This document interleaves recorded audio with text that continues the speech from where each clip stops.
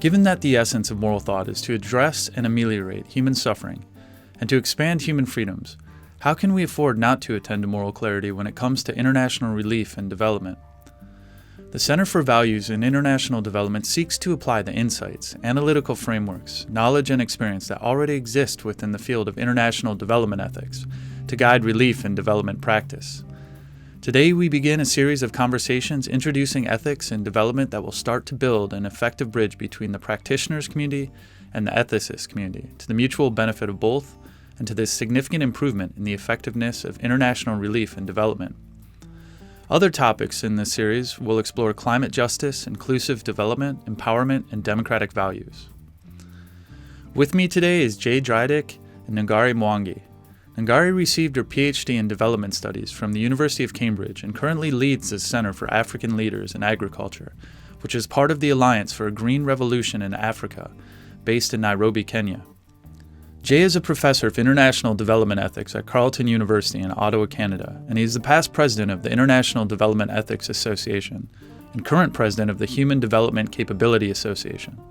And my name is Evan Papp, and I'm the moderator and producer for this series of ethical discussions for the Center for Values in International Development.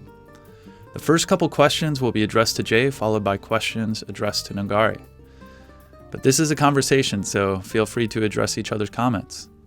So with that, let us begin.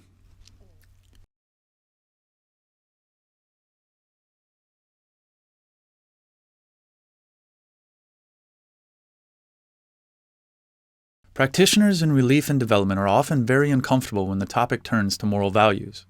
If you ask them why, they frequently say that this is because moral values are soft, arbitrary, relative to local cultures, impractical, or are imposed, whether intentionally or not, upon the Global South by the Global North.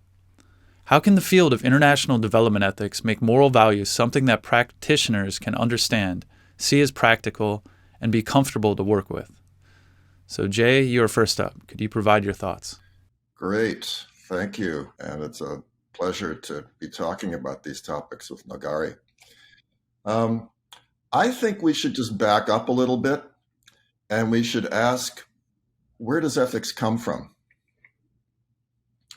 And I think we need to recognize that it comes from some basic dispositions, some basic abilities that almost everyone has. If you're not a sociopath, you have certain basic capacities for ethics. And I think two of the basic ones are, one, care and concern for other people, and two, a sense of fairness. And then there's a third thing, that ethics is not just about venting these feelings. We actually have to justify these feelings to each other. And if we do it properly, we're justifying our ethical feelings to each other as equals, right? That's really important. So, okay, let's put development into this. We have development projects, development processes. We know they can go wrong, right? The first ones to know when development goes wrong are the people affected by development. And so they apply their care and concern for each other. They apply their sense of fairness. And they can see that people may be harmed by the project, or there may be some kind of unfairness going on. They may see that what's going on may be environmentally damaging and so on. So that, I think, is the start of development ethics. It's in the perceptions of the people affected by development, but how that development has gone wrong. So how does that then translate to people working in the institutions, or maybe people working on the ground, maybe in NGOs, maybe in agencies managing these projects? So they have the same equipment. They've got a sense of care and concern for people's well-being. They've got a sense of fairness if they allow it to apply to these cases. They can see what's going on too, and they can learn from affected people. But for them, it's a little bit different because they are the agents of a process being carried out, which is really kind of an exercise of power, isn't it? So for them, for people who are carrying out, who are managing development, when development goes ethically wrong, this presents a risk. It's an ethical risk. And ethical risks, I think, turn into political risks. And that, I think, is why people who are managing development projects should take ethics seriously. Because these ethical risks, for one thing, they affect reputations. They affect the reputations of individuals. They affect the reputations of institutions. But even deeper than that, in my view, they affect the legitimacy of the whole activity, of the whole enterprise, and of the set of institutions. So I think that's why ethics ought to be taken seriously by anyone who is involved in development, either being affected by development or in the people who are managing and carrying out development processes. Thank you, Jay. And now over to you, Nungari. Yeah, thank you very much for the invitation to speak here and to be in dialogue with Jay around these very important issues. I really appreciate the way that you framed this first question, Jay, especially when you said, ethical risks turn into political risks, which is very often the case. But I'd like to bring in an element there around shared responsibility. So I think often, and it's a valid binary, we have people who are kind of the development managers, and then you have sort of the population that's benefiting from said development intervention. But I think, over the last few decades, I think we've done a lot as development practitioners to move to a form of participatory development where even those risks can be shared. If the project was designed in conversation and in partnership with the people who are benefiting from the project, then actually whatever ethical risks might be mitigated right at the onset. And then if they do eventually come to materialize, can be shared, between the two parties. So I think the point that I'm trying to make is that sometimes some of these binaries also, lead to some kind of blame shifting that might happen inadvertently as well. But development is I think it's important for us to think of it as kind of this inclusive participatory process, at least even aspirationally. There needs to be accountability to the people who are affected. And that is not accepted yet in the corridors of power. And what has been accepted is accountability to local governments. But there still is a debate, a really important debate that I think we need to cultivate. And I think you'd be, I'm thinking that this is part of your thinking too, that it's important to really interrogate the ideas of accountability that prevail and to add to them to make them better. Thank you both. Moving on to the next question.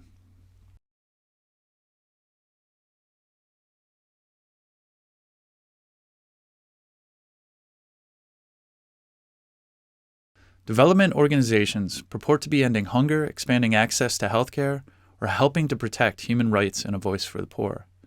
Is there anything unethical about this? Jay, could you begin again? One classic example, so I'm interested to hear whether Nungari thinks this is accurate, has to do with the Green Revolution in the 1960s. And the Green Revolution, as I understood it, involves bringing in particular new strains of crops, of grains, and fertilizers and the related kinds of techniques. So the thought was, well, this produces a lot more food. That'll enhance people's well-being. But what was found in some cases is that it was terrible for women. That previously women had some kind of control over fields, over land, over the way farming was done. And that just got wiped out. That women were, in some places, were incredibly disempowered when the Green Revolution was put in. And also, it was the men who got the training about using the new techniques. Now, I don't know how widespread this was. The research that was done on this by women in the 1970s became very influential and actually led to an increasing feminist gender awareness within the development world. And I'm sure everyone knows about that. It's hard. You can't just hit one value right. You've got to be concerned about all of the other risks that you may be running.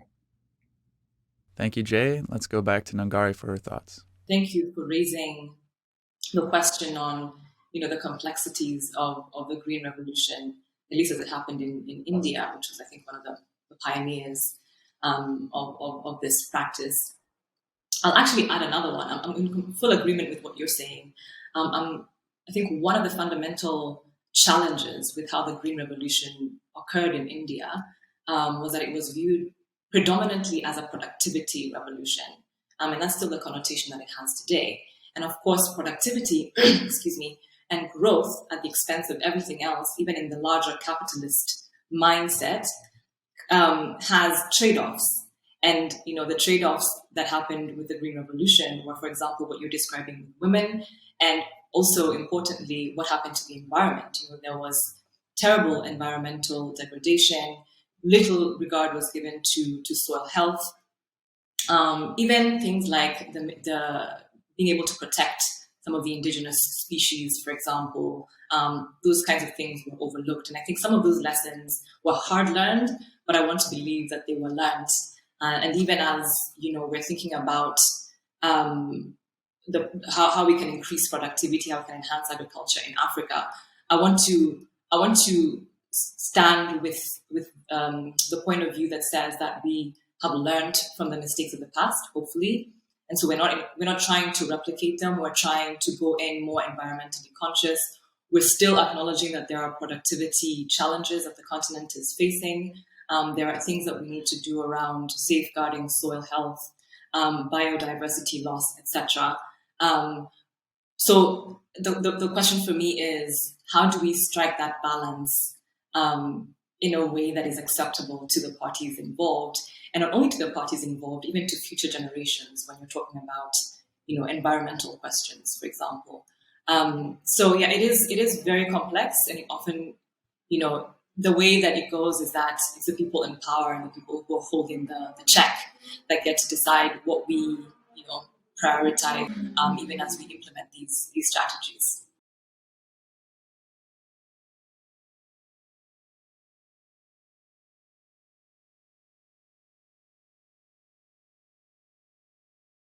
How should universal values such as respect for human dignity be effectively discussed, promoted, improved, and sustained in the practice of international development? How can we ensure that these values are sensitive to pluralism and different cultural contexts while not collapsing into moral relativism, or the idea that all moral claims are equally valid? Nungari, please share your thoughts. So I think the starting point should be an understanding that international development is a process that has been shaped by our histories and the dominant values that we hold in our societies, the countries we come from, and how we deal with the challenges of every age. Right now, we're dealing with COVID-19. For example, after the Second World War, the focus was more on rebuilding communities and welfare. During the Cold War, it was more about establishing the dominance of either capitalist values or communist values. And now we exist in the neoliberal age, if you will, where we seem to have esteemed the market society above everything else. And we've enshrined competition as a value. Greed is good, supposedly. Selfishness, which is modeled after this kind of rather simplistic idea of economic rational man. And I will agree with the point that Jay made earlier about human dignity being and morality and ethics being something that's actually innate. in humans. I think we can see that, for example, in the humanitarian instinct. Although, of course, the humanitarian industry has, of course, its own myriad of challenges.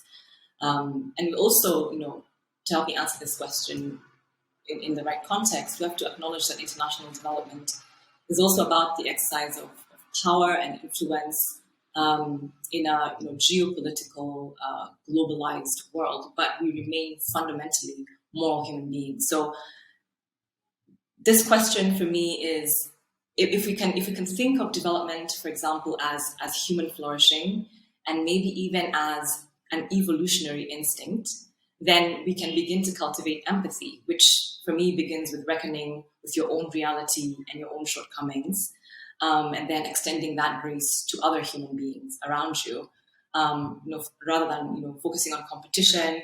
And if we can esteem partnership rather than dominance in the practice of international development, which comes back to that point that I made earlier on this aspiration of moving towards participatory development. And I think we also have to give space to the translation of human dignity into various contexts and figure out, how can we have respectful conversations with people who are coming from different paradigms than we are. Maybe I can just give you a quick story there of, my first real reckoning with this point. I was doing some field work in northern Kenya, and there was a gentleman that we encountered. And we're talking about education for girls in pastoralist societies. And so I asked him why it is that he had chosen not to send his teenage, preteen daughters to school, and he had, preferred to have them taking care of the cattle and the goats and the camels. And he said, well, why would he send them to school when they're actually guarding family wealth? The most important task that they can have in the family is taking care of family wealth. And, so there's that question of, what we value, what different communities value, and how we can have that respectful conversation with each other. And then, so, coming back to the question of power and how we can exercise and promote these values, I don't think that we can talk about the promotion of values in international development separate from the question of power. For me, the question is, how can those with power actually exercise that power responsibly, humanely, with respect, with empathy even. So there's some work there to be done around consensus building, even among elites.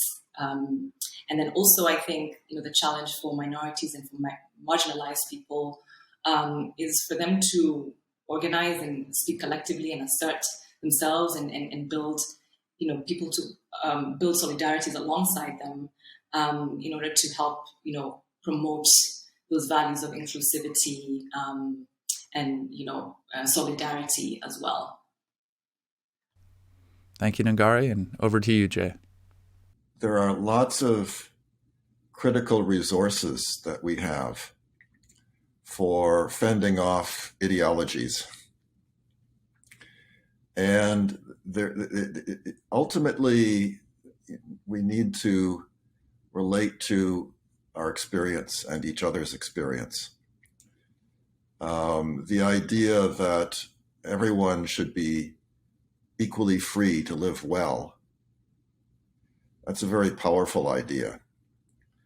And we can see in experience, you pointed to a number of examples where you can see that there are real dilemmas, but ultimately this is a kind of bedrock.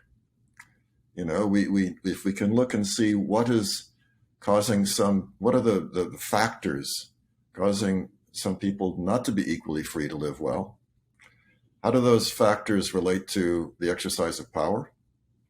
If the people who are working in the development field understand that they're actually exercising power, and this brings responsibilities to them, we may be able to make some progress.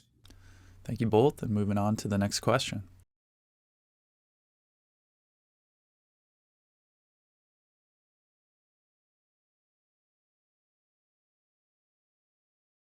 Development and humanitarian workers often hear maxims such as do no harm. Given that practitioners generally lack the tools to measure and address potential harms that might arise from development, and given that development often must be disruptive in its nature to change or harm an inequitable status quo, do we as development practitioners need more clarity than maxims such as do no harm? Nungari, I would love to hear your thoughts about this. In the emergency sphere, do no harm means essentially avoiding the exposure of people to additional risks through your actions or your interventions. And in development, do no harm takes on a slightly different meaning. It means kind of taking a step back from a proposed intervention to actually look at the broader context and how you can mitigate negative effects on the economy, on the people that you're working with, etc., on the environment. So they have slight differences, but it holds in both sectors.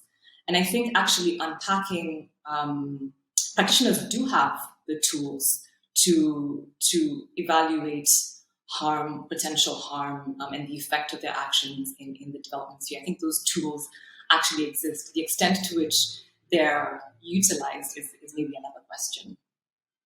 How do no harm has helped us to gauge the effects of our actions? For example, there can be like distribution effects, where, for example, if you are providing, I'm going to use the example of water to a refugee community and you ignore the needs of the host community, that brings on, a challenge. There are also things like substitution effects where, for example, a humanitarian agency may be trucking water to a community that's in need, but the more systemic solution there is actually maybe to work with local government and, provide water. So those maxims, when unpacked and turned into tools and strategies and ways of practice, can actually be very powerful in terms of harnessing our capabilities to do development better. It can happen that do no harm easily turns into do nothing, which results in kind of a lack of agency or fatigue with maybe the work that we're doing. And so maybe some of the questions that we can raise with this concept in mind are, what are the negative, when are the negative effects of what we're doing acceptable, and when are they not acceptable? Who decides what is negative and what is not? And that's also a power question. How do we decide when to end an operation if it's not worked out in order to prevent further harm, for example? And how can we engage the communities that we're working with to mitigate or arbitrate whatever harm is happening?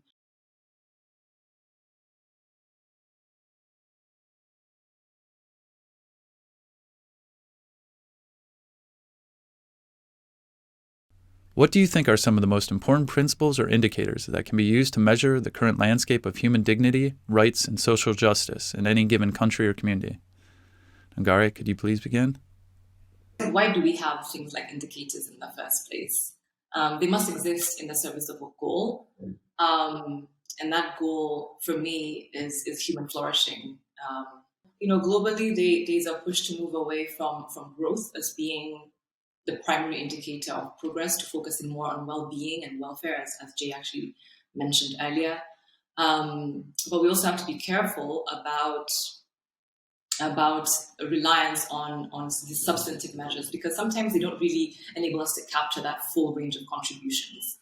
So I've been thinking a lot about indicators and what they mean for leadership. I run something called the Center for African Leaders in Agriculture, or CALA, and we've actually, in conversation with leaders across 8 countries, we've learned that the principles that are really valued for strong leadership are, in this era, around adaptive leadership, which is really around how nimble leaders are to respond to evolving needs when we have a crisis. It also speaks a lot to their emotional intelligence. Another thing that was coming up a lot is around collaboration, which for me also comes with humility, because to collaborate with someone, you have to first acknowledge that there is something that you personally don't have and could receive in relation with someone else. A third one was around improving how we communicate, which is derived from what I would call a listening posture.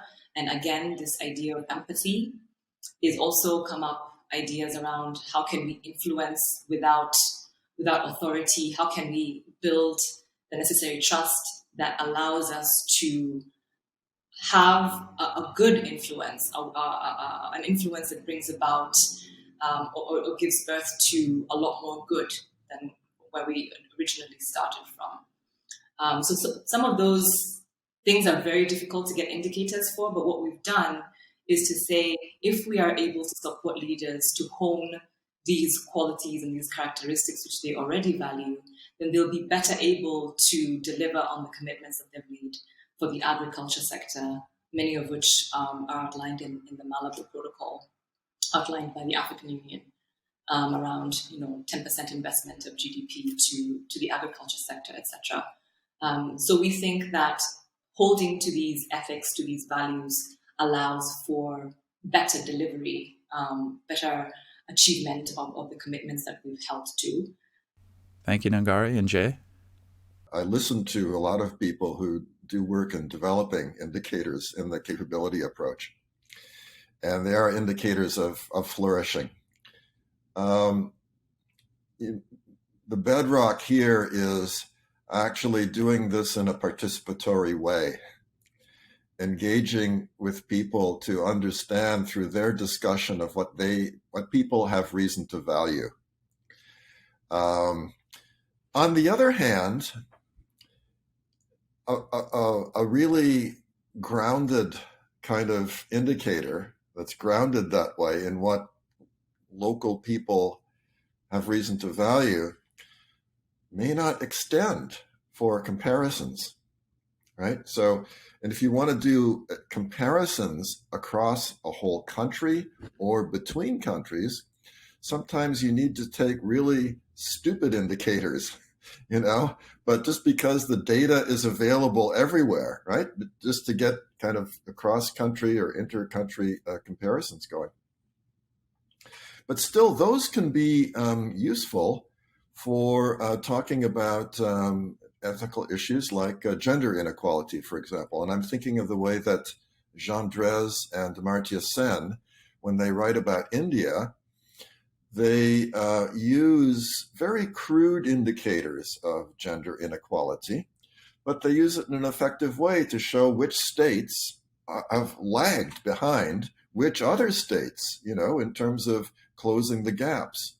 So that too, even though it's kind of very crude data that they're using because they need to rely on data that are available throughout India, it may not precisely reflect what local people in all those places want in life, but still they're good indicators of progress or lack of progress that's been made.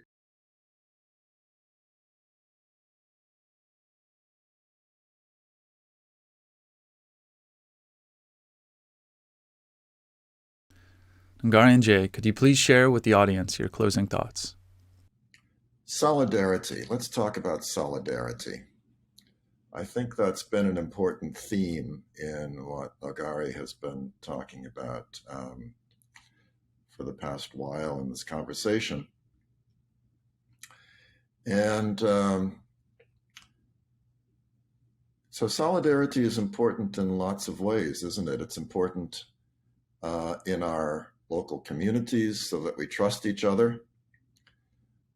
It's important in confronting crises like the COVID crisis. It will be important in dealing with the climate change crisis. But solidarities are tricky things.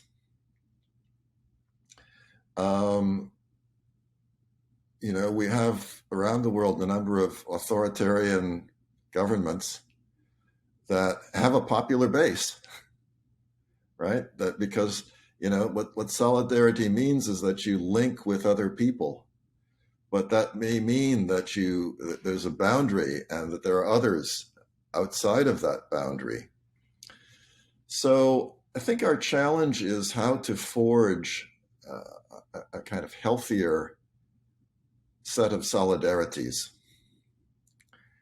and solidarities that would promote worthwhile development. Ethicists are not going to tell you how to do that, right? We can point out what some of the values are that we want to have solidarity around, but creating those solidarities, that just requires like cultural genius, political genius, organizing genius, and we desperately need a kind of political and cultural leadership that points us in that direction. And I can say we need it, but I can't provide it. I spend a lot of time thinking about leadership, and what are the values that leaders need, and how will we know that leaders have been effective? First as individuals in their own individual capacities, and then also as representatives of the societies that they come from. And I talk a lot about, for example, when you're younger in your career and you're developing your leadership skills, perhaps one of the things that we esteem the most is kind of technical acumen. Do you really know your stuff? And that's what makes the mark. That's what sets you apart from others in your leadership. And then as you progress, what is required is more emotional intelligence, how you're able to bring people together, your conflict resolution capabilities. And I think that largely holds. I would translate that same kind of trajectory of leadership to the development space and development ethics that we've been discussing today, to say that, as we're starting in the conversation, I think, it's really important to ground the conversation as we've been doing in by matching a development ethicist and a development practitioner to discuss ethics and get that technical kind of basis, to be really sound. And then the next level now is where we're able to take this and translate it into our everyday relationships, into how we design programs. I spent 2 years designing this program, and a lot of these tensions that we've been discussing today were things that I was thinking about, and to bring those to acknowledge those tensions that exist, to be honest about the double standards that exist between the relationships between the global north and the global south, and then start thinking about what wiggle room do we have holding our ethics in hand to create more inclusive, more democratic development spaces, so that we're advancing. We're not practicing the same development that we were practicing in the 80s or in the 70s, and in years past. I think if we do that, if we can enrich our conversation, if we can start to be more empathetic, if we can think about development not as something that happens out there, but as something that starts with us, with human flourishing, with your family, with your community. I think if you take those values and those skills to the very practice of development writ large, I think we'll be so much better off. It's not rocket science. It's just what we do to become better human beings and build better communities and societies. This concludes the first of 5 conversations sponsored by the Center for Values in International Development. We will also be exploring topics on climate justice, inclusive development, empowerment, and democratic values, all with the goal of strengthening the relationship between development practitioners and ethicists, because moral clarity matters.